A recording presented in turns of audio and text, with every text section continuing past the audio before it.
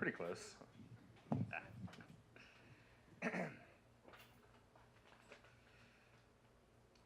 When I was very small, geography was confusing.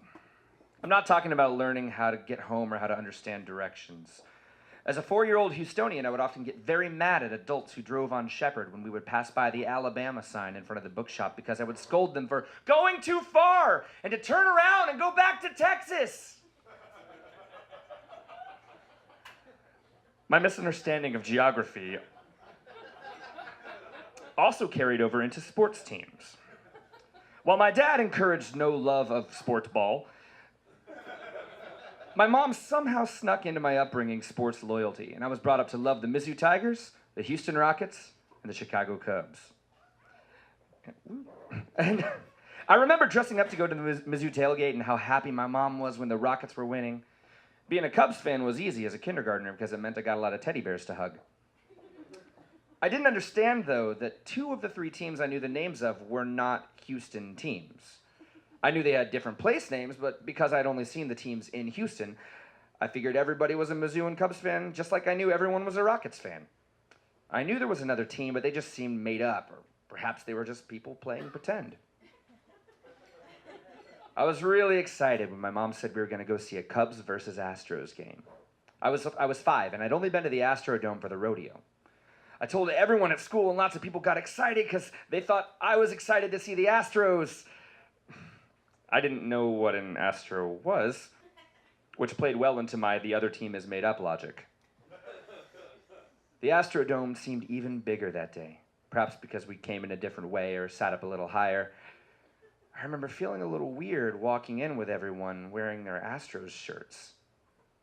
Wasn't this a Cubs game?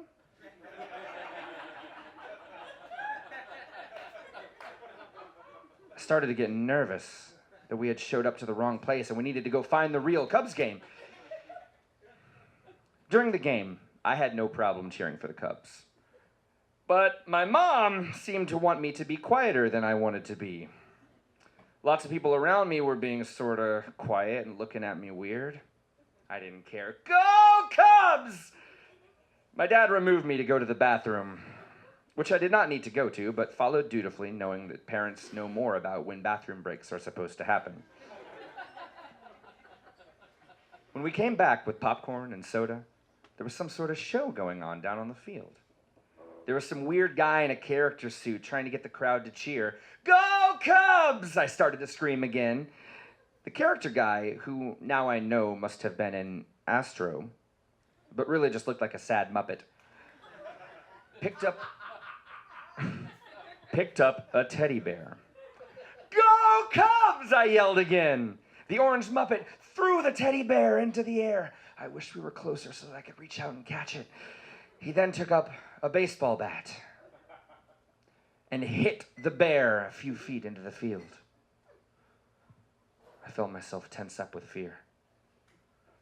He then proceeded to hit the bear again and again. The crowd roared and cheered. The excitement in me died. I froze up as I lost my breath. Before I knew it, I was wailing with tears. What is he doing to that bear? My mom tried to calm me down with, I'm sure it's all right, although I'm sure her tone also revealed a little bit of WTF because my 5-year-old self was not reassured. Perhaps it was the surge of sugar and salt. Perhaps it was the feeling that I had now lost my sense of reality and was now in an episode of Are You Afraid of the Dark, which I knew I really wasn't supposed to watch by myself. But even with my parents here, everything suddenly became very, very scary.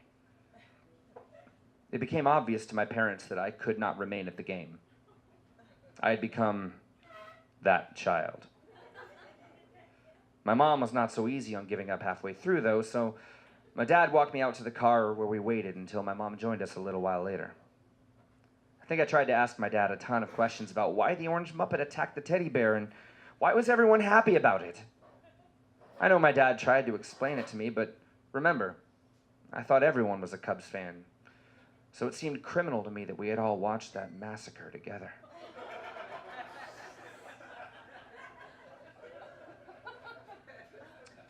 The next day, I was still bummed. My mom had brought back the news that the Cubs had lost, so that's what I told everyone at school. People tried to high-five me, but instead I just picked up a pillow and a book and pretended to read all day. My teacher finally took note of my overwhelming sullenness and told my mom about it. Now, in my family, there are few feelings that can't be solved by books or movies. So my mom took me by the bookstore on the way home and bought me a copy of The Berenstain Bears Go Out for the Team. Perhaps she understood that I could only be placated by other bears. I definitely remember the oh moment when I realized that baseball was like Monopoly or Candyland with players and turns. It helped soothe my nerves a bit and made the world seem a little less evil. But damn, I don't think I ever got over that bear abuse completely. It was all I was thinking about during the 8th, 9th, and 10th inning of Game 7. Finally, my heart settled when I realized that we live in a world now where the Cubs have won.